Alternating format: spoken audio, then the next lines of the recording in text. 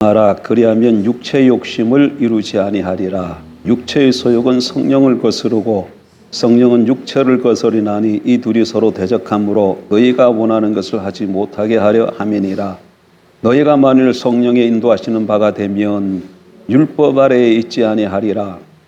육체의 일은 분명하니 곧 음행과 더러운 것과 호색과 우상숭배와 주술과 원수 맺는 것과 분쟁과 시기와 분냉과 당짓는 것과 분열함과 이단과 투기와 술취함과 방탕함과 또 그와 같은 것들이라. 전에 너희에게 경계한 것 같이 경계하노니 이런 일을 하는 자들은 하나님의 나라를 유업으로 받지 못할 것이요 오직 성령의 열매는 사랑과 희락과 화평과 오래 참음과 자비와 양성과 충성과 온유와 절제니 이 같은 것을 금지할 법이 없느니라. 그리스도 예수의 사람들은 육체와 함께 그 정욕과 탐심을 십자가에 못 박았느니라. 6장 8절로 갑니다. 6장 8절. 자기의 육체를 위하여 심는 자는 육체로부터 썩어질 것을 거두고 성령을 위하여 심는 자는 성령으로부터 영생을 거두리라. 우리가 선을 행하되 낙심하지 말지니 포기하지 아니하면 때가 이름에 거두리라. 아멘.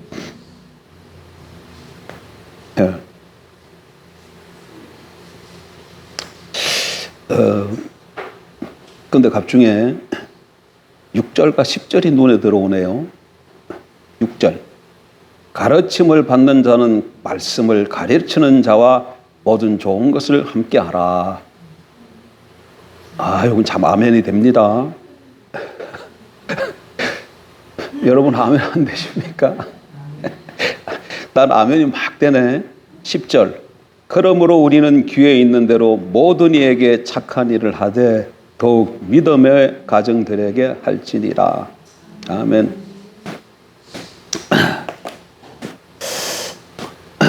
오늘 오후에는 영생을 누리는 법,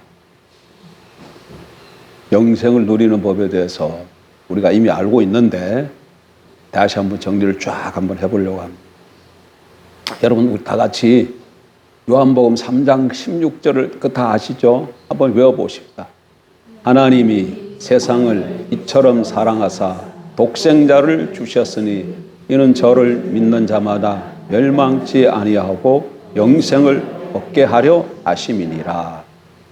하나님이 세상을 이처럼 사랑하사 독생자를 주셨으니 이 독생자가 누굽니까? 예수 그리스도시죠. 나사렛 예수 그리스도시죠. 그를 믿는 자마다 멸망치 않고 영생을 얻는다.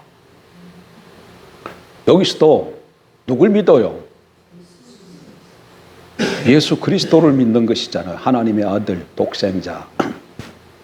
예수 그리스도를 인격체이신 나사렛 예수 그리스도를 믿으면 우리에게 영생이 주어집니다. 영생이 주어지면 그 영생은 죽어서 저 하늘나라에 가서 또는 주님이 다시 재림하셔서 새하늘과 새 땅에 가서만 누리는 것이 아니라 이 땅에서도 누릴 수 있습니다. 성경이 그렇게 얘기합니까? 지난주에 우리가 살펴본 것처럼 인자의 살을 먹고 마시는 자는 영생을 얻었고 이건 시제가 뭐라 그랬어요? 과거라 그랬죠. 또 인자의 피를 먹고 마시지 아니하면 영생이 없고 인자의 피를 먹고 마시는 자마다 영생이 있느니라 했을 때 요거는 현재라 그랬잖아요. 그러니까 과거에 인자의 피를 먹고 마신다 그 얘기는 무슨 뜻이라 그랬죠? 예수님을 믿는 거라 그랬어요. 그러니까 과거에 예수님을 믿음으로 영생을 얻었고 현재 예수님을 믿음으로 영생을 얻는 거예요. 그리고 장차 영생을 얻을 것이에요.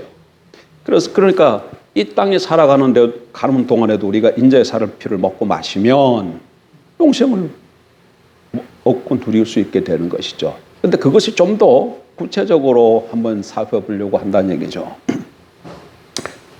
여러분 잘 아시는 말씀인데 구약 하나님 백성들은 애굽에서 종살이를 했었죠. 그들을 하나님이 모세를 통해서 애굽에서 해방시켜서 시내산으로 인도하시고 거기서 언약을 맺고 하나님께서 자기 백성을 삼으셨어요. 그래서 이스라엘이 하나님 백성이 된 것이죠. 하나님, 그것을 우리는 신해산 언약이라 그렇게 얘기를 합니다. 언약이 맺어졌다. 그 얘기는 하나님은 이스라엘의 하나님이 되고 이스라엘은 하나님의 백성이 됐다는 것입니다. 그리고 언약이 맺어졌기 때문에 이제는 하나님은 자기 백성 이스라엘에게 하셔야 될 의무와 책임이 있고 하나님의 백성 이스라엘은 하나님에 대해서 감당해야 될 의무와 책임이 있습니다. 그런데 이스라엘 백성이 하나님에 대해서 감당해야 될 의무와 책임은 율법으로 주어졌고 그래서 율법으로 따라 살게 되면 복과 생명이 그들에게 주어집니다. 이게 구약이에요. 이게 구약이야. 구약 그 이후에 신명기 이하의 모든 성경은 무슨 내용을 하느냐? 이스라엘 백성들이 언약에 대해서 어떻게 반응을 했느냐? 그걸 쭉 보여주는 거예요. 그런데 성경이 뭐를 어떻게 해서 끝나죠? 구약이 이스라엘이 바벨론으로 포로로 끌려가는 것으로 끝납니다. 그 얘기는 무슨 얘기냐? 하나님의 백성 이스라엘이 언약에 신실하지 못해서 복과 생명을 얻어야 될 그들이 사망과 화가 임해서 포로로 끌려갔다. 그 얘기예요. 그럼 왜 그들이 그렇게 그러면 그 언약을 지킬 수가 없었는가? 그래서 하나님이 나라가 망하는 그 가운데 선지자들을 통해서 다시금 언약을 세울 것을 선포하시죠. 예레미야를 통해서는 그것을 새 언약이라고 말씀하시고 에스겔을 통해서는 화평의 언약이라고 말씀하셔요. 화평의 언약, 에스겔을 통해서 화평의 언약이라고 말씀하신 것은 예레미야를 통해서 말씀하신 건 우리가 잘 알지요. 그런데 에스겔을 통해서 말씀하시는 것은 잘 몰라. 37장 에스겔.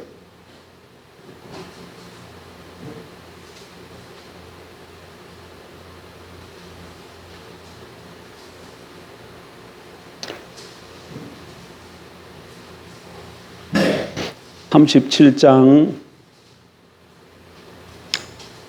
24절 이하 보십시다. 내 종 다윗이 그들의 왕이 되리니 그들 모두에게 한 목자가 있을 것이라.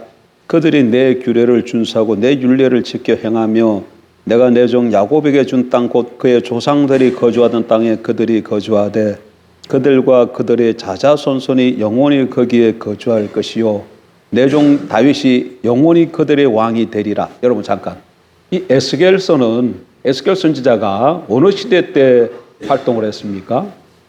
에스겔 선지자는 어디서 활동하고 언제 활동하고 있어요? 바벨론 포로로 잡혀가서 바벨론 땅에서 활동하는 선지자예요. 그러니까 이스라엘 백성들은 지금 어디에 있다는 거예요? 바벨론에서 포로 생활하고 있다 그 얘기예요. 거기서 지금 예언을 하는 거예요. 그러니까 이 말은 지금 장차 되어질 일을 두고 하는 얘기입니다. 다시금 25절 내가 내 종 야곱에게 준 땅 곧 그의 조상들이 거주하던 땅에 그들이 거주하되 그들과 그들의 자자손손이 영원히 거기에 거주할 것이요 내 종 다윗이 영원히 그들의 왕이 되리라. 내가 그들과 무슨 언약을 세워? 화평의 언약을 세워 영원한 언약이 되게 하고 또 그들을 경고하고 번성하게 하며 내 송서를 그 가운데 세워서 영원히 이르게 하리니 내 초서가 그들 가운데 있을 것이며 나는 그들의 하나님이 되고 그들은 내 백성이 되리라. 내 송서가 영원토록 그들 가운데 있으리니 내가 이스라엘을 거룩하게 하는 여호와인 줄을 열국이 알리라 하셨다 하라. 여기 보게 되면 화평의 언약을 세우실 것을 말씀하고 있어요. 화평의 언약. 그러니까 이 장차 하나님이 다시금 이스라엘 백성들과 언약을 맺을 것인데 장차 언약을 다시 세우실 것인데 지금은 무슨 언약 가운데 있는 거죠? 신해산 언약 가운데 있는데 이들이 신해산 언약을 잘 못 지켜서 지금 포로로 잡혀왔잖아요. 그래서 그들과 다시금 언약을 다시 세우는데 그 언약을 무슨 언약이라 그런다? 화평의 언약이라 그렇게 말하고 있다는 거예요. 근데 이 화평의 언약이라고 얘기했는데 예레미야 선지를 통해서는 무슨 언약이라고 하셨다고? 다시금 언약을 세울 것인데 예레미야 선지자는 다시금 세울 그 언약을 새 언약이라 이렇게 말씀하셔요. 그러니까 새 언약이나 화평의 언약이나 똑같은 것을 두고 하는 이야기예요.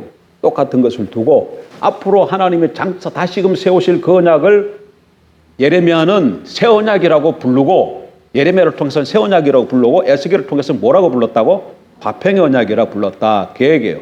근데 왜 그러면 구약의 하나님의 백성 이스라엘이 하나님의 언약을 못 지켜서 이렇게 복과 생명을 얻지 못하고 화와 심판을 자초하게 됐는가? 그것은 언약, 율법의 문제가 있는 것이 아니라 이스라엘 백성들 사람에게 문제가 있는 것이죠. 그래서 예레미야를 통해서는 이제는 율법을 다시 맺고 언약을 다시 맺고 이스라엘 백성들이 새로운 이스라엘 백성들이 참 이스라엘 백성들이 이제 지키며 살아가야 될 율법을 돌판에 새기지 않고 마음판에 새기겠다고 말씀하셨죠. 그건 우리가 예레미야 31장 너무나 많이 읽어서 여러분 다 아실 거예요. 다 아시죠? 마음판에 새기겠다. 마음과 생각의 말씀을 새기겠다. 그렇게 얘기하셨다고. 그런데 에스겔을 통해서는 이 화평의 언약을 다시 맺을 것인데 그때 화평의 언약을 맺었을 때 그들에게는 뭐라고 말씀하시는가 하면 36장에 와서 보세요.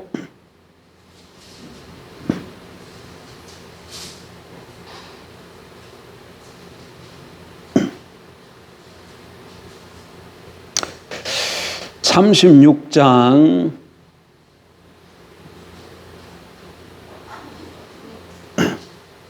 어디부터 보아야 될까나? 24절부터 보십시다. 내가 너희를 여러 나라 가운데에서 인도하여 내고 여러 민족 가운데서 모아 데리고 고국 땅에 들어가서 맑은 물을 너희에게 뿌려서 너희로 정결하게 하되 곧 너희 모든 더러운 것에서와 모든 우상 숭배에서 너희를 정결하게 할 것이며 또 새 영을 너희 속에 두고 새 마음을 너희에게 주되 너희 육신에서 굳은 마음을 제거하고 부드러운 마음을 줄 것이며 또 내 영을 너희 속에 두어 너희로 내 율례를 행하게 하리니 너희가 내 규례를 지켜 행할지라. 지금 이스라엘 백성들이 어디 있어요? 바벨론에 있습니다. 그런데 장차 하나님께서 이제 그들을 다시 고국으로 인도해 들이시고 맑은 물로 그들을 뿌려서 깨끗하게 하고 그들에게 뭘 주신다고 얘기합니까? 새 영을 주시겠다고 지금 말씀하고 있어요. 근데 조금 더 봐요. 그럼 이게 뭐냐? 내가 너희 조상들에게 준 땅에 너희가 거주하면서 내 백성이 되고 나는 너희의 하나님이 되리라. 새 영을 주고 그 다음에 너희가 내 율례를 지켜 행할 것인데 그렇게 되면 너희는 내 백성이 되고 난 너희의 하나님이 되리라. 이렇게 말씀하고 있어요. 근데 여기 내 백성이 되고 나는 너희의 하나님이 되리라. 이것은 무슨 말이에요? 항상 언약이 맺어지면 항상 언약이 선포될 때에 언약의 공식이 어떤 공식으로 나타난다고? 언약 형식으로 나는 너희의 하나님이 되고 너희는 내 백성이 되리라고 이렇게 선포되어지는데 그 말이 여기 있는 걸 보니까 앞에 나와 있는 이 내용이 무슨 내용이라는 걸 알 수 있어요. 언약에 맺어진 결과인 것을 알 수 있어요. 언약이 맺어지면 이렇게 될 것이다. 그 얘기죠. 근데 에스겔을 통해서 하나님께서 맺을 언약은 무슨 언약이라고요? 화평의 언약이라 그랬잖아. 아까 37장에. 그래서 화평의 언약이 맺어지면 이제는 하나님의 백성들이 하나님께서 새 영을 주셔서 새 영을 따라서 살아갈 수 있도록, 그래서 새 영을 따라서 율례를 지키며 행할 수 있도록 하겠다. 그 말입니다. 그러면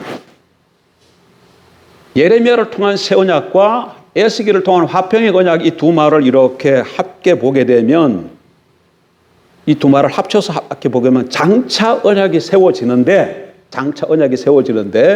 그 언약을 맺은 하나님의 백성들은 이제 뭐가 임한다는 건 마음판에 하나님의 말씀이 주어지는데 다르게 표현하면 새 영이 임해서 율례를 지키며 살아가도록 하게 되겠다. 그 얘기예요. 그러니까 앞으로 장차 임할 언약을 맺게 된 하나님 백성들은 이제 율법을 따라 살아가는 것이 아니라 왜? 사람이 워낙 악하기 때문에 율법을 돌판에 새겨줘봐야 지킬 수 없는 걸 하나님이 알아서 아예 마음을 움직이시는 거예요. 아예 마음을 움직일 수 있도록 성령을 주시는 것이죠. 그래서 성령을 따라 살아가면 복과 영생을 얻게 될 것을 예언하신 것이죠. 그리고 이 예언이 신약에 와서 성취가 됩니다. 이 새 언약과 화평의 언약이 성취가 뭘로 나타나요? 예수님의 십자가의 죽으심이 새 언약의 성취입니다. 화평의 언약의 성취예요. 그래서 십자가 사건은 새 언약의 제사라는 것을 분명히 알아야 돼. 그래서 우리가 예수 그리스도를 믿고 영접함으로 우리가 새 언약에 동참하게 되었고 따라서 우리에게는 뭐가 임하게 되는 거예요? 우리 마음판에 하나님의 말씀이 새겨지게 되어지고 또 다르게 표현하면 새 영이 우리에게 임하게 되어지는 것이죠. 여러분 성경 좀 보세요. 그래서 예수님이 십자가에 살찌고 피흘려 돌아가셨습니다. 이게 언약의 사건이라 그랬죠. 그럼 이제 뭐가 임해야 돼요? 영이 오셔야 돼요. 성령이 새 영은 성령이 오셔야 되냐. 그래서 예수님이 십자가에 죽고 부활하시고 나서 오순절날에 사도행전 2장에 보면 성령이 임해요. 성령이 임해요. 다른 보사 성령이 임하신다고. 그때부터 교회가 탄생되어지는 겁니다. 그래서 우리는 하나님의 백성들은 우리 모두는 예수 그리스도 믿고 정확하게 영접했다면 우리 가운데 누가 그 하신다고? 참 이스라엘, 구약 이스라엘이 아니라 신약의 참 이스라엘 우리들에겐 성령이 있어요. 성령이 없으면 하나님의 백성이 아니에요. 로마서 8장에 그리스도의 영이 없으면 그리스도의 사람이 아니니라. 그리스도의 영이 없으면 그리스도의 영이 성령입니다. 하나님의 영입니다. 그리스도의 영이 없으면 하나님의 사람이 아니야. 하나님의 백성이 아니야. 새 언약 백성이 아니다. 그 얘기예요. 그러니까 정확하게 예수 그리스도를 믿고 영접해서 거듭났으면 너나 할 것 없이 우리 모두 개개인에게는 성령이 거하시고 우리가 또 모이면 우리 가운데 성령이 임하시는 것이죠. 아까 우리 오후에 찬양할 때에 여러분 마음이 좀 뜨겁지 않았던가요? 나는 마음이 뜨거웠어. 여러분 어떤지 모르겠는데 나는 마음이 뜨겁고 눈물이 나고 또 눈물 날라 그래. 가사 저 거친 파도가 반석이 되고 그 말씀이 살아서 내게 다가오니까 너무 감격이 되어지고 힘이 되고 찬양을 부르면서 손에 그냥 주먹에 힘이 불끈 들어가고 저절로 박수 누가 치란 말도 안 했는데 박수가 나오고 이게 성령의 역사예요. 이게 성령의 역사야. 네? 성령이 우리 모두에게 늘 이렇게 충만하게 임하길 주의 이름으로 축복합니다. 그래서 새 언약 백성은 그래서 이제는 율법을 따라 살아가는 것이 아니라 영을 따라 살아가는 거예요. 정말 그런가? 성경이 그렇게 얘기하고 있는가? 로마서 7장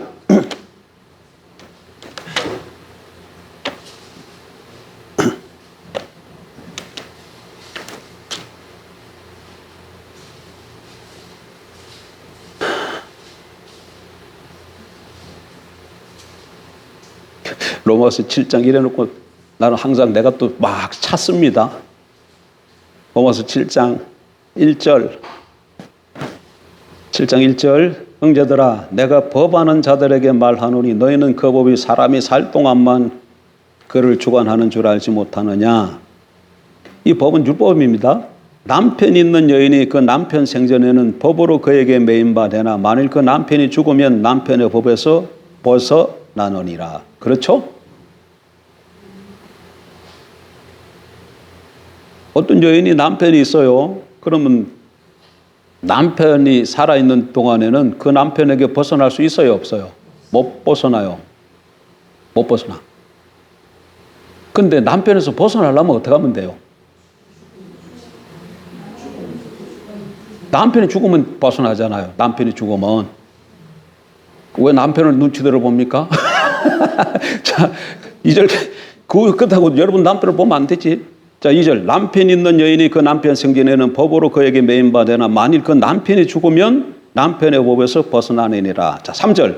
그러므로 만일 그 남편 생전에 다른 남자에게 가면 엄려라. 그러나 만일 남편이 죽으면 그 법에서 자유롭게 되나니 다른 남자에게 갈지라도 엄려가 되지 아니하느니라. 자, 4절 이하가 중요해요. 1절부터 3절까지 그 무슨 말인지 알고 있었죠? 예.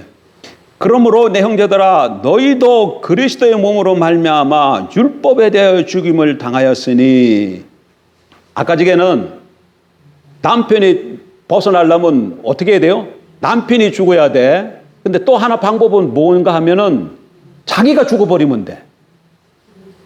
남편이 살아있으면 남편에서 벗어나려면 남편이 안 죽고 남편이 살아있는데 남편에서 벗어나려면 어떻게 하면 된다고? 자기가 죽으면 돼요.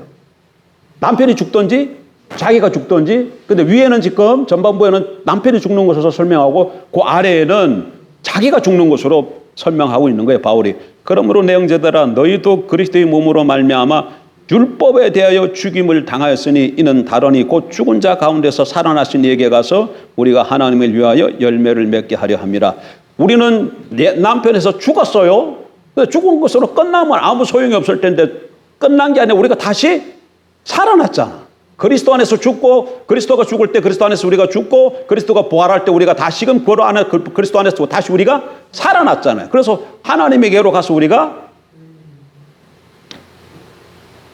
하나님에게로서 우리가 살아났죠. 그러므로 내 형제들아 너희도 그리스도의 몸으로 말미암아 율법에 대하여 죽임을 당하였으니 이는 다르니 곧 죽은 자 가운데서 살아나신 이에게 가서 우리가 하나님을 위하여 열매를 맺게 하려 함이라. 자, 5절. 우리가 육신에 있을 때는 율법으로 말미암는 죄의 정력이 우리 지체 중에 역사하여 우리로 사망을 위하여 열매를 맺게 하였더니, 자, 6절부터 중요합니다. 이제는 우리가 얽매였던 것에 대하여 죽었으므로 율법에서 벗어났으니 이러므로 우리가 영의 새로운 것으로 섬길 것이요 율법 조문에 묵은 것으로 아니할지니라. 정확하게 말씀하고 계시죠? 구약, 우리가 아직 안 죽고 구약의 율법 아래 있다 그러면 우리를 얽매이는 율법 조문으로 살아야 돼. 근데 우리가 십자가에 못 박히신 예수 그리스도를 믿을 때 그리스도와 함께 우리가 율법 조문에 대해서 죽었어요.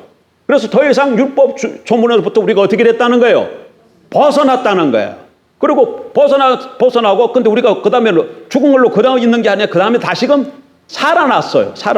그래서 영으로 살아났기 때문에 이제는 율법 전문이 아니라 영의 새로운 것으로 섬긴다. 이렇게 말씀하고 있는. 그래서 새 언약 백성들은 율법 전문을 따라 살지 아니하고 뭘 따라 살았다? 영을 따라 살아가는 거예요. 성령을 따라 살아가는 게 율법이 우리 삶의 원리가 아니라 성령이 우리 삶의 원리예요.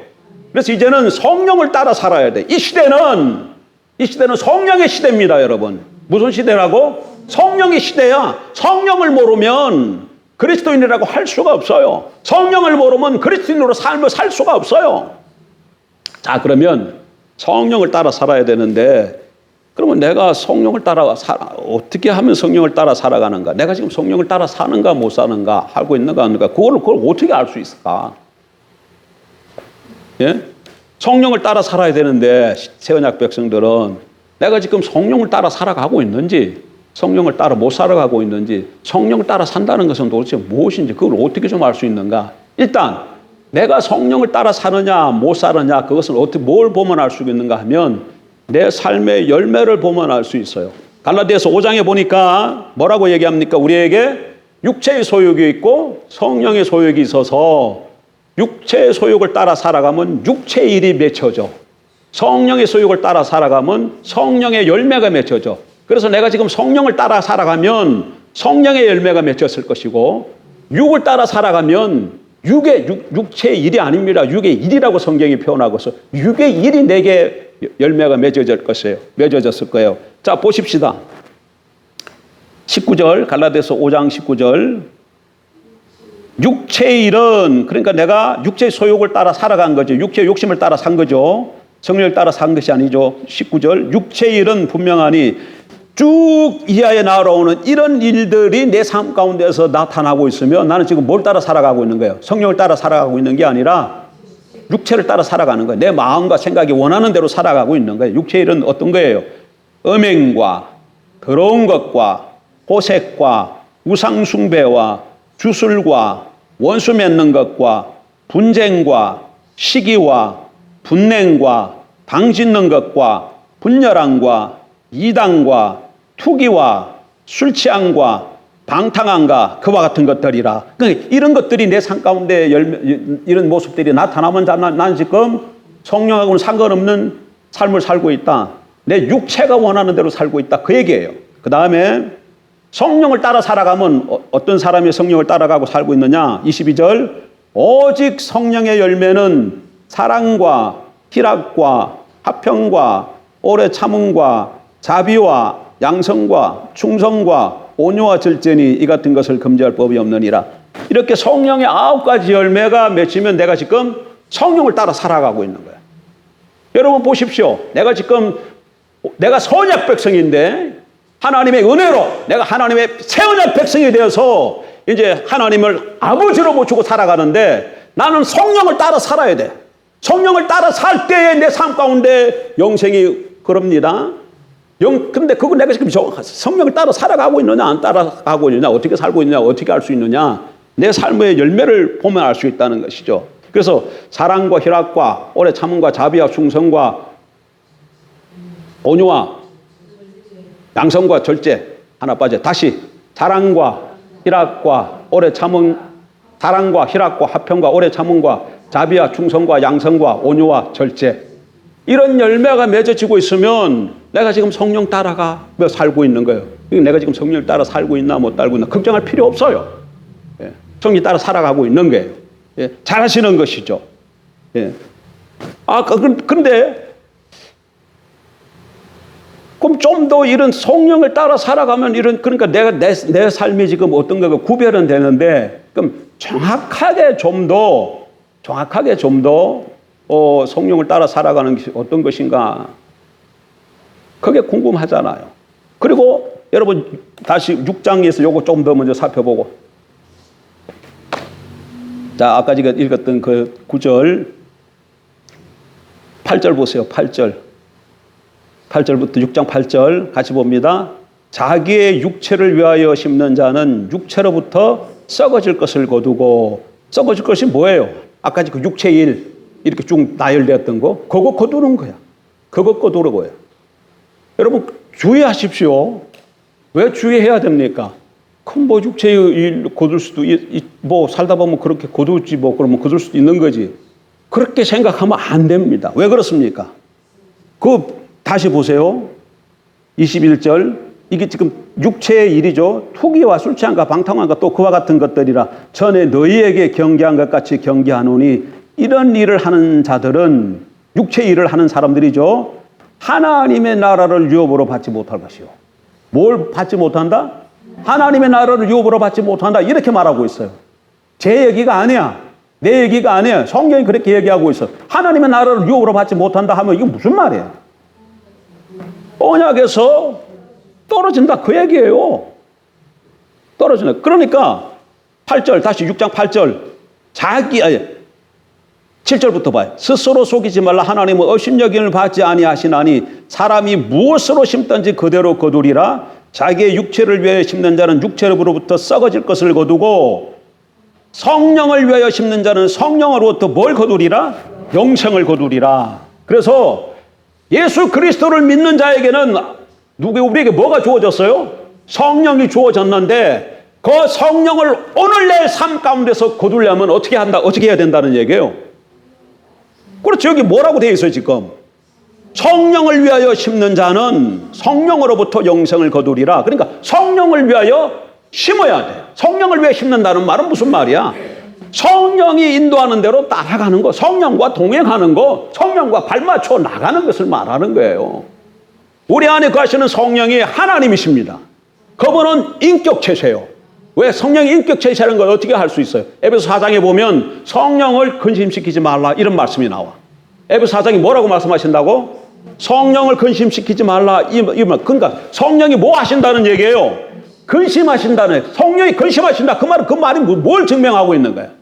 그분이 인격체라는 거예요. 그분이 모르는 것을 알고 그분이 이런 잘못된 것을 봤을 때는 근심하고 걱정하고 의지를 가지고 행하는 지정의를 가지고 관계를 맺는 인격체시라는 거예요. 근데 그 성령이 어디 안에 거하신다고? 우리 안에 거하신다고 성경이 분명히 얘기하고 있잖아요. 그래서 성령을 따라 살아간다, 그 성령과 동행한다, 그 얘기는 인격체이신 그분이 말씀하시는 것을 듣고 살아가는 것을 말하는 거예요. 그것을 예레미야는 만판에 쓴 율법을 따라 살아간다 그렇게 말씀하셨고, 에스겔서에는 새 영을 주셨으니 새 영을 따라서 윤리를 지켜 행하리라 그렇게 말씀하신 거예요. 근데 성령의 음성을 듣고 살아간다. 그러니까 이게 잘 안 잡힙니까? 자꾸 추구하세요. 자꾸 하나님을 찾으세요. 근데 좀 더 넓게, 그냥 그 다음에 하나 더 나갈게요. 여기서 하나 더 나가. 성령을 따라 성령의 음성을 듣고 살아간다는 이 말이 무슨 말인가 하면, 조금 더 쉽게 얘기하면 이 얘기예요. 자, 5장으로 다시 돌아와요.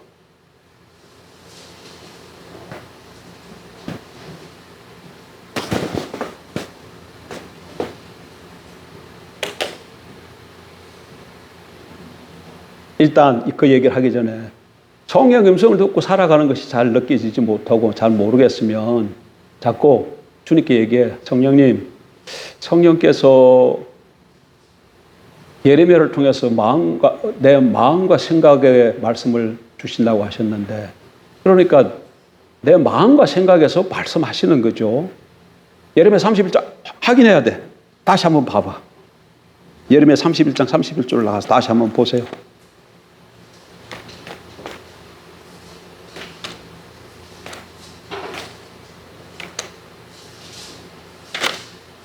아유.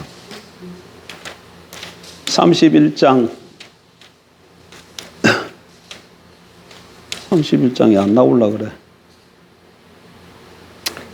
31장 31절 예레미야, 여호와의 말씀이니라. 보라, 날이 이르리니 내가 이스라엘 집과 유다 집에 새 언약을 맺으리라. 이 언약은 내가 그들의 조상들의 손을 잡고 애굽 땅에서 인도하여 내던 날에 맺은 것과 같지 아니할 것은 내가 그들의 남편이 되었어도 그들이 내 언약을 깨뜨렸습니다. 여호와의 말씀이니라. 그러나 그날 후에 내가 이스라엘 집과 맺을 언약을 이러하니 곧 내가 나의 법을 그들의 속에 두며 그들의 마음에 기록하리니. 법을 어디다 기록한다고? 그들의 속과 그들의 마음에 기록하여 나는 그들의 하나님이 되고 그들은 내 백성이 될 것이라. 그러니까 하나님 말씀을 우리 속에 두고 마음에 둔다고 얘기하고 있어요. 그러니까 하나님 말씀이 어디서 나온다는 거야? 우리 마음에서 말씀하신다는 거야. 그러니까 화평의 언약과 그걸 결부지어서 얘기하면 우리 안에 우리 마음에 성령이 거하시고 성령 우리 마음에서 말씀하신다는 얘기예요. 그러니까 내 생각이 어떤 생각지 못했던 어떤 생각이 떠오르면 그 생각이 세 가지일 수 있어요. 첫째, 내 생각, 자기 생각일 수 있어. 또 하나는 마귀가 넣어줄 수 있어요. 그리고 또 하나는 성령이 하시는 말씀이 있어요. 그러니까 내 마음과 생각이 어떤 마음이 주어졌다 할지라도 그게 다 성령의 음성이냐 일단 구별해 봐야 돼. 이게 지금 정확하게 성령이 하신 말씀인지 아니면 내 생각인지 사단이 나를 넘어뜨리고 미혹하기 위해서 준 사단의 음성인지 구별해야 돼. 어쨌든지 간에 성령이 어디서 말씀하신다? 내 마음에서 말씀하신다. 그걸 어떻게 안다고? 지금 성경이 지금 그렇게 얘기하고 있잖아. 요한복음 16장으로 다시 가서 보세요. 성령이 오시면 그가 우리 가르치시고 생각나게 하시고 거기서도 어떻게 말하고 있어요? 생각나게 하시고 하나님의 말씀을 생각나게 하시고 그러니까 분별을 해야 됩니다. 어떤 생각이 떠오면 그게 내 생각인지 마귀가 준 것인지 성령의 음성인지 분별해야 돼. 근데 이게 일단 성령이 내게 주신 음성 같으면 어떤 음성 딱 들었어요. 근데 현실이 어려워요. 그런데 이걸 하면 안 될 것 같은데도 성령이 주신 음성 같으면 일단 내 심령이 편안해. 요동하지가 없어. 그런데 마귀가 준 것이나 내 생각 같으면 불안해요. 성경에 그런 말은 없어. 이건 어떻게 하는 거야? 이거는 경험이야. 경험적으로, 임상적으로 그런 거예요. 그래서 성령이 내 마음과 생각으로 말씀을 하셨기 때문에 그 말씀을 따라 살아가는데 이게 잘 안 되면 주님께 여쭈어 말씀해. 주님이 주신 음성을 듣고 살아가는데 내가 잘 분별이 안 됩니다. 이제 뭐 하나가 떠올랐어요. 이게 지금 성령이 내게 주신 음성인지 다 내 생각인지 구별이 안 됩니다. 주님이 주신 음성 같으면 이렇게 어떻게 확인될 수 있도록 인도해 주세요. 이렇게 다시 한번 주님께 말씀을 한번 좀 드려봐. 조급해하지 말고. 그리고 하신 말씀대로 내가 순종했을 때 또는 이루어지는 일들이 어떻게 이루어지는가를 이렇게 살펴봐요. 만약에 성령이 하신 말씀을 따라서 내가 순종한 것이면 반드시 그것이 뒷받침이 되어져요. 뭐 해야 될 일 같으면 돈도 없고 사람도 없고 뭐 아무것도 없는데 성령이 그걸 하라 그래요. 그러면 기다려요. 성령 하라고 하셨으니까 하려고. 근데 준비가 안 됐다. 잠깐 기다려요. 주님 그걸 하겠습니다. 그러나 아직 준비가 안 돼서 더 인도받기를 원합니다. 기다리면 돈이 필요하면 돈 붙여주실 것이고 사람 필요하면 사람 붙여주실 거예요. 그래서 그 일을 해나갈 수 있도록 인도하실 거다는 얘기예요. 그러니까 그런 거 좀 조급해하지 말고 이렇게 성령이 내 중심 자체가 성령을 따라 살아가려고 성령을 따라 살아가는 게 새 언약 백성의 삶인 걸 알고 그렇게 중심 자체가 거의 가 있어야 돼. 그리고 늘 성령이 뭐라고 말씀하시려고 하는지를 좀 거기 안테나가 바짝 서가지고 이렇게 주의를 좀 기울여야 되고. 그리고 오늘 갈라디아서 다시 6장에 보십시오. 성령을 따라 심으면 뭘 거둔다고요? 영생을 거둔다 그러고 있죠, 지금. 다시 보세요. 8절.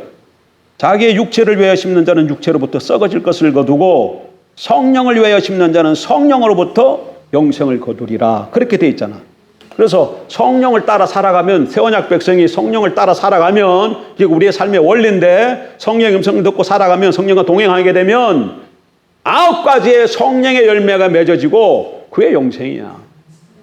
영생이야. 그러니까 이 땅에서도 영생을 누리고 경험할 수 있다는 얘기죠. 경험되어지는 것입니다. 그러니까 영생, 그러면 막연하잖아요. 우리가 다 얘기했지만, 예? 인생의 가장 근본된 문제가 뭐라고요? 사망입니다. 인생의 가장 근본된 문제가 죽는다는 거야. 우리가 이 땅에 태어나서 아까 고난 가운데 살다가 결국 죽는 게 이게 인생이잖아요. 예? 이게 인생인데, 하나님이 우리 죄를 위해서 아들을 보내 십자가 죽게 하셨다. 그래서 예수님이 우리 죄를 위해서 죽으셨다. 우리를 위해서 죽으셨다. 그 얘기는 우리 죄를 위해서 죽었다는 얘기인데, 그 말을 다르게 표현하면 영생을 위해서 죽으셨다. 그 얘기예요. 사망이 문제잖아. 그러면 주님의 십자가 사건은 어떤 사건이 되어 우리에게 복음이에요? 사망에서 우리의 근본된 문제가 사망이니까 복음이 뭐가 복음이에요? 내가 막 복권 해가지고 100억 얻는 게 복음이에요? 집 없는 사람이 그 아파트 100평짜리 얻는 게 복음이에요? 안산 시장 되는 게 복음이에요? 대통령이 되는 게 복음이에요? 여기 문제가 뭐라고? 사망이니까 우리의 복음은 뭐예요? 생명이 복음이죠. 생명이 복음이죠. 그러니까 십자가를 통해서 우리가 뭘 주시는 거예요? 영생을 주겠다는 거, 생명을 주겠다는 것이 이게 복음이잖아요. 이게 복음이잖아. 그러니까 영생을 얻는다. 그 얘기는 사망에서 벗어난다. 그 얘기잖아. 사망 가운데 있다. 사망은 죽는 것인데 사망의 그림자가 뭐예요? 고난이잖아. 고통이잖아. 이게 이렇게 진행되다가 결국 사망으로 끝나잖아요. 근데 거기서 벗어난다는 얘기예요? 그럼 그게 무슨 얘기야, 이게? 내 삶 가운데 여러 가지 문제가 발생해서 난 췌장이 안 좋아. 전 췌장이 안 좋아요. 목과 허리에 디스크가 있어요. 경추와 허리에 디스크가 있어. 그리고 밤에 자다 보면 종아리 자꾸 쥐가 나. 이거 난 뭐예요? 고난이야. 이건 뭐예요? 다르게 표현하면. 사망의 그림자잖아. 사망의 그림자야. 뭐가 부족한 거예요, 지금? 생명이 부족한 거죠. 생명 역사가 왕성하게 일어나면, 왕성하게 있다면, 이거 다르게 표현하면 어둠의 그림자잖아요. 어둠의 그림자잖아. 그러면 빛이 비치면 어두운 그림자가 사라질 것이고, 이게 지금 사망의 그림자면 생명이 충만히 임하게 되면 사망의 그림자가 없어질 거 아니냐 말이야. 영생은 바로 그런 것이요. 영생은 바로 그런 것이야. 영생은 바로. 그래, 성령을 따라 살면 나에게 사망의 어떤 그런 그림자들이 성령을 따라 살면 나의 문제의 사망의 그림자들이 어떻게 된다는 거예요? 생명으로 바뀐다는 얘기잖아. 그러니까 구원은 실질적인 것이야. 죽어서 천국에 가서 다 천당에 가는 게 그게 구원이 아니고, 그것도 구원이 아니고 그러면 또 좀 그래. 그거는 당연히 오는 거야. 그거는 당연히. 보세요. 대통령이 되면 옛날에는 어디로 들어갔어요? 청와대로 가잖아요. 요즘은 지금 대통령 어디 살지? 집 말이야, 집. 대통령실은 집무실이고, 외무부 공간, 그 대통령 집이 됐나요? 네? 모르네. 우리 황서방도 모르네. 야, 김희연, 대통령 집이 어디야?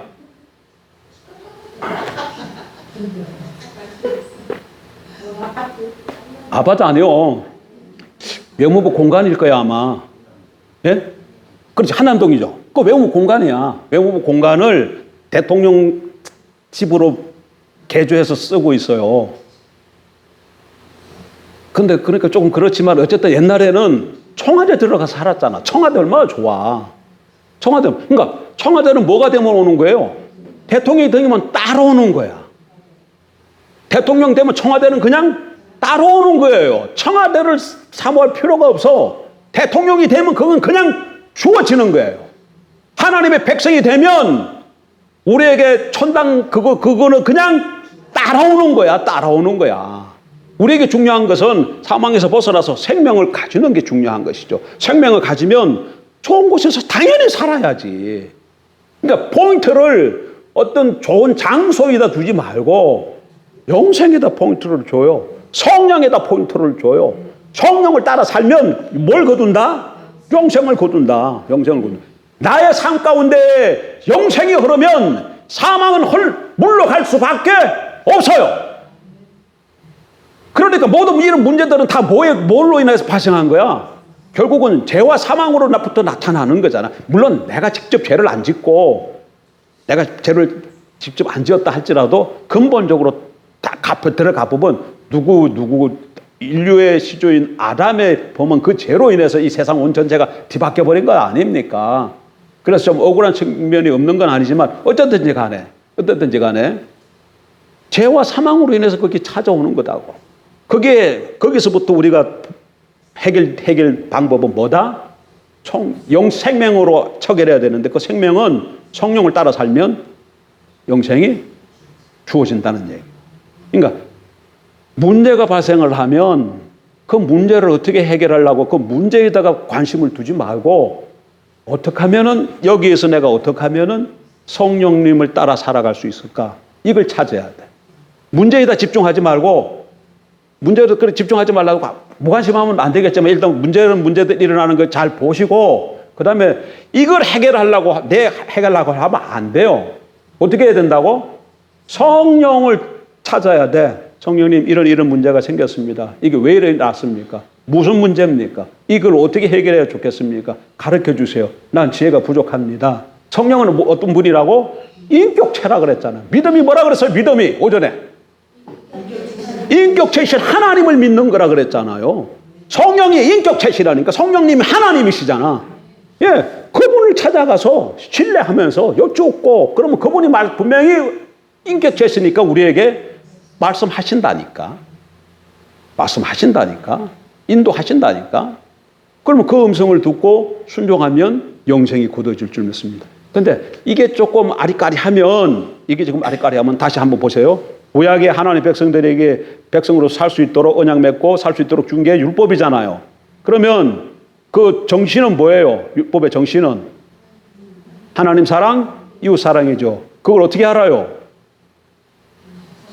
10계명을 딱 보니까 10가지 계명인데 딱 보니까 나 외에는 다른 신을 내게 두지 말라. 아무 형상도 만들지 말고 절하지 말라. 여호와 이름을 망령되이 일컫지 말아라. 안식일을 거룩히 지키라.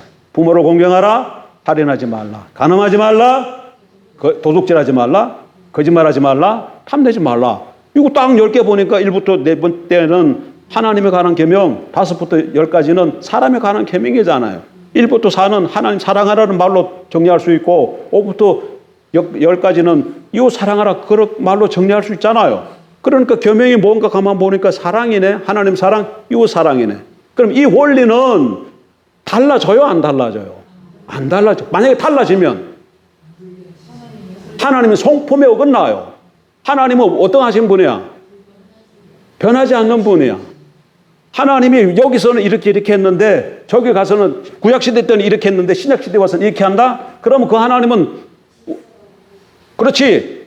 소문 집사님 말로는 질서가 망가지는 변하는 하나님이 되어져서 믿을 수가 없는 하나님이 되어지지. 하나님은 그런 분이 아니에요.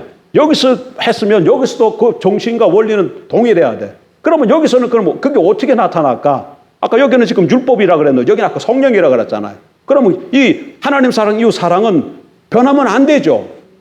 성령을 따라 살아갔을 때 이것이 하나님 사랑, 이웃 사랑으로 나타나야죠. 그래야 그 정신이 똑같았잖아. 근데 이건 여러 번 얘기했죠. 성령의 9가지 열매를 보니까 처음에 뭐요?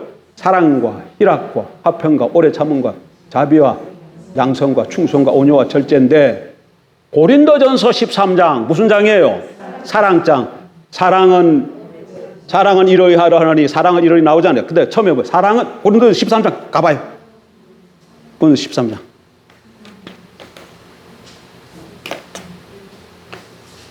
내가 사람의 방언과 천사의 말을 할지라도 사랑이 없으면 소리나는 구리와 울리는 꽹과리가 되고 내가 예언하는 능력에서 모든 비밀과 모든 지식을 알고 또 산을 옮길 만한 모든 믿음이 있을지라도 사랑이 없으면 내가 아무것도 아니요 내가 내게 있는 모든 것으로 구제하고 또 내 몸을 불사르게 내줄지라도 사랑이 없으면 내게 아무 유익이 없느니라. 1절부터 3절까지는 뭐예요? 사랑이 이렇게 중요하다. 사랑 없으면 만절이 다 꽝이다. 그 얘기한 거죠. 그럼 사랑이 뭐냐? 자, 4절. 사랑은 오래 참고, 사랑은 온유하며, 사랑은 시기하지 않으며, 사랑은 자랑하지 않으며, 교만하지 않으며, 물에 행치 않으며, 자기의 유익을 구하지 않으며, 성내지 않으며, 악한 것을 생각하지 않으며, 불의를 기뻐하지 않으며, 진리와 함께 기뻐하고, 모든 것을 참으며, 모든 것을 믿으며, 모든 것을 바라며, 모든 것을 견디느니라. 자, 아까 지금 성령의 열매, 사랑은 성령의 사랑과 희락은 뭐죠? 기쁨이죠. 예? 그 다음에 화평, 오래 참음, 이런 것들인데, 그런 사랑의 성령의 9가지 열매가 이 고린도서 13장에 보면 사랑은 무엇이며 하면 여기서 보면 이런 것 거기에서 나와요, 안 나와요? 나와요. 다 안 나오는데 대충 이렇게 보면 나온다고. 그럼 그게 뭔 말이에요? 성령을 따라 살아가면 자연적으로 사랑이 성취되어진다, 그 얘기예요. 그래서 내가 그런 말을 했죠. 성령은 다르게 표현하면 사랑의 영이라고. 성령은 다르게 표현하면 무슨 영이라고? 사랑의 영이라고. 우리가 사랑을 하게 되어진다고. 그래서 갈라디아서 5장, 자 보세요. 그래서 이런 거요. 성령의 음성을 듣고 살아야 되는데, 성령의 음성이 정확하게 뭔지 잘 모르겠다 그러면 크게 성령은 사랑의 영이기 때문에 하나님 사랑, 이웃 사랑하는 것으로 나타난다. 그 얘기야. 지금 그 얘기 하려고 그러는 얘기야. 그러니까 구약계 하나님 백성들도 못하고 살아라 그랬다고? 하나님 이웃 사랑하고 살아라. 이게 하나님 백성들에게 주신 삶의 원리예요. 근데 그 이스라엘 백성들은 육체를 그대로 갖고 있어서 그걸 못 지켰어요. 하나님 그래 육체가 있어서 이거 못 지키는 걸 알기 때문에 성령을 줘서 우리에게 성령을 줘서 우리 마음을 부드럽게 하고 하나님의 마음을 지키고 싶고 또 지킬 수 있도록 힘을 주도록 성령을 주어줘. 그럼 뭘 따라 살아가느냐? 바로 하나님 사랑, 이웃 사랑하는 거예요. 그래서 성령 따라 살아가면 하나님을 사랑하고 이웃을 사랑하게끔 되어 있어요. 그러니까 정확하게 하나님 음성이 뭔지 잘 안 들린다. 그러면 뭐를 기준으로 삼으라고? 하나님 사랑, 이웃 사랑. 지금 내가 이 상황 속에서 어떻게 하는 것이 성령의 음성이냐? 큰 게 뭐라고? 하나님 사랑, 이웃 사랑. 자, 그래서 지금 보세요. 여기 뭐예요? 갈라디아서 5장. 형제들아, 너희가 자유를 위하여 부르심을 입었으나 그러나 그 자유로 육체의 길을 삼지 말고 오직 사랑으로 서로 종로로 달아. 온 율법은 내 이웃 사랑하기를 내 자신같이 하라 하신 한 말씀에 이루어졌나니 만일 서로 물고 먹으면 피차 멸망할까 조심하라. 하나님의 권속들이 서로 피차 물고 먹으면 어떻게 된다고요? 멸망해. 그러나 이웃을 사랑하면 어떻게 돼요? 온 율법을 성취한 것이야. 온 율법을 성취한 것이야. 하나님의 법을 성취하신 것이야. 그러면 우리에게 뭐가 얻어지는 게? 구약식으로 표현하면 복과 생명이 흐르게 되어지고 신약식으로 흐르게 되면 성령으로부터 영생을 얻게 되어지는 것이죠. 그렇게 되는 거예요. 그러니까 어쨌든지 간에 구약이든 신약이든 우리가 뭘 따라 살아가는 거야? 그걸 보게 되면 구약도 하나님의 말씀이고 성령도 우리에게 하나님 말씀하시잖아. 그래서 하나님 백성들은 말씀이 그 기초예요. 하나님 말씀이 토대 위에 우리가 서야 되는데 말씀의 핵심은 하나님 사랑, 이웃 사랑. 이게 큰 줄기예요. 근데 이 중요한 건 뭐냐면 그 하나님 사랑, 이웃 사랑인데 어느 때에 어떻게 사랑하느냐 이게 세미한 게 좀 있어야 되잖아. 그게 바로 성령의 음성을 들어야 되는 거야. 그래서 그거예요. 어쨌든 결론은 그러니까 우리 삶의 가장 큰 삶의 이게 표준은 뭐라고요? 하나님 사랑, 이웃 사랑입니다. 이게 정신이에요. 이건 구약이나 신약이 안 변해. 하나님 사랑, 이웃 사랑인데 세미하게 언제 어디서 어떻게 할 때 성령의 음성을 듣고 하나님 사랑, 이웃 사랑으로 나아가야 되고 그렇게 살 때 성령으로부터 우리가 뭘 거둔다고요? 영생을 거둔다. 영생을 거둔다. 선택은 썩어질 것 구하는데 썩어질 것을 얻든지 영생을 얻든지 이것은 나의 선택에 달려서. 성경이 지금 갈라디아서 바울은 뭐라고 얘기해? 육신을 위해 심으면 뭘 거둬요? 썩어질 것을 거둬. 성령을 따라 심으면 영생을 거둬. 그러니까 구약식으로 얘기하면 신명기 30장식으로 얘기하면 생명과 사망이 내 앞에 놓였으니 생명을 택하고 사망을 버리라 그러잖아요. 그런 것처럼 우리가 믿음으로 뭘 선택하느냐에 달려있어요. 그래서 믿음으로 생명을 택하십시오. 믿음으로 성령을 따라 살아가십시오. 그러면 그게 좀 어떤 때는 바보 같아. 어떤 때는 내가 손해봐야 돼. 어떤 때는 스티그마가 반드시 있어요. 스티그마가 뭐예요? 갈라디아서 보면 내 몸에 그리스도의 흔적이 있다 그랬죠. 그게 스티그마야. 예수 믿게 되면 예수 믿는 걸로 인해서 내가 사람으로부터 왕따를 당하기도 하고 예수 믿는 걸로 인해서 내가 바보 취급받을 수도 있고 많은 사람들이 나를 우습게 생각하게 그게 스티그마예요. 그런 것이 있습니다. 예수 믿으면 어떻게 된다고? 그런 게 있다고 없다고? 있어요. 예수 믿으면 맨날 그냥 직업에서 직장에서 막 좋은 일만 생겨가지고 막 승진하고 막